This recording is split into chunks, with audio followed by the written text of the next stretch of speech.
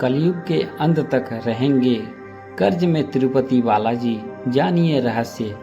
भगवान विष्णु के स्वरूप तिरुपति बालाजी के बारे में ऐसी प्राचीन कथा है जिसके अनुसार बालाजी कलयुग के अंत तक कर्ज में रहेंगे। बालाजी के ऊपर जो कर्ज है उसे चुकाने के लिए यहाँ भक्त धन, सोना, अन्य बहुमूल्य वस्तुएं दान करते हैं। आइए जानते हैं पौराणिक कहानी। क्या है पौराणिक कहानी?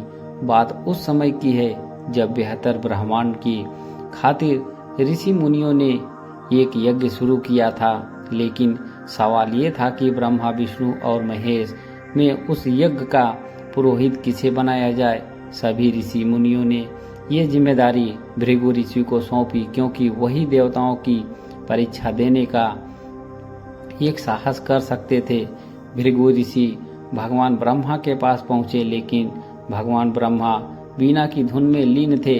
उन्होंने भृगु ऋषि की तरफ ध्यान ही नहीं दिया, जिससे नाराज होकर भृगु ऋषि ने श्राप दिया कि धरती पर कोई उनकी पूजा नहीं करेगा। भृगु ऋषि फिर महादेव के पास पहुंचे, लेकिन उस समय वक्त भगवान शंकर भी मां पार्वती से बातचीत में खोए हुए थे। ऋषि भृगु फिर नाराज हुए और भगवान शंकर को यह श्राप दिया कि इस संसार के किसी मंदिर में उनकी मूर्ति नहीं लगाई जाएगी। अब भृगु ऋषि ने बैकुंठ धाम में भगवान विष्णु को कई आवाजें दी, लेकिन भगवान ने कोई जवाब नहीं दिया। गुस्से में आकर भृगु ऋषि ने भगवान विष्णु के सीने पर पैरों से प्रहार किया। मां लक्ष्मी से शादी करने के लिए कुबेर से लिया कर्ज। भृगु ऋषि ये बात भूल गए कि भगवान विष्णु के सीने पर देवी लक्ष्मी का वास है। उस हरकत के बाद भगवान विष्णु ने ऋषि भृगु को माफ कर दिया, लेकिन देवी लक्ष्मी रूठ गई और नाराज होकर बैकुंठ धाम छोड़कर चली गई। पौराणिक कथा के अनुसार भगवान विष्णु से नाराज होकर देवी लक्ष्मी धरती पर आ गई और लक्ष्मी के बिना भगवान विष्णु कंगाल हो गए और मां लक्ष्मी को ढूंढते हुए भगवान विष्णु भी धरती पर आ गए। देवी ने पृथ्वी पर पद्मावती नाम की कन्या के रूप में जन्म लिया। भगवान विष्णु ने अपना रूप बदला और वेंकटेश रूप पहुंच गए पद्मावती के पास। भगवान ने पद्मावती के सामने विवाह का प्रस्ताव रखा, जिसे देवी ने स्वीकार कर लिया। लेकिन प्रश्न सामने यह आया कि विवाह के लिए धन कहाँ से आए। पौराणिक कहानियों के मुताबिक उस दौरान में शादी से जुड़ी एक प्रथा थी जिसे कन्या शुल्क कहा जाता है।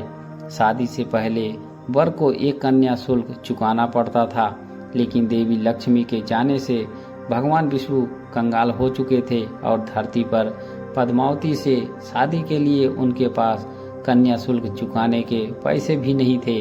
विष्णु ने अन्य प्रमुख देवताओं कुबेर से काफी धन कर्ज लिया।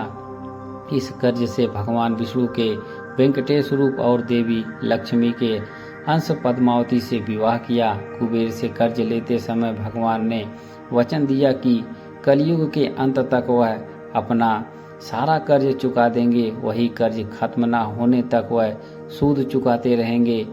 क्या है मान्यता? भगवान के कर्ज में डूबे होने की इस मान्यता के कारण बड़ी मात्रा में भक्त धन दौलत भेंट करते हैं ताकि भगवान कर्ज मुक्त हो जाएं। भक्तों से मिले दान की बदौलत आज यह मंदिर करीब 50,000 करोड़ की संपत्ति का मालिक है। माना जाता है कि तिरुपति बालाजी के यहाँ जो भक्त दान दक्षिणा देकर आता है, भगवान उनका 10 गुना वापस करते हैं। भगवान द्वारा इस प्रकार दान दक्षिणा लेने और फिर कई गुना वापस करना ही कुबेर से लिया गया धन और उस कर्ज का सूद चुकाने की प्रक्रिया माना जाता है।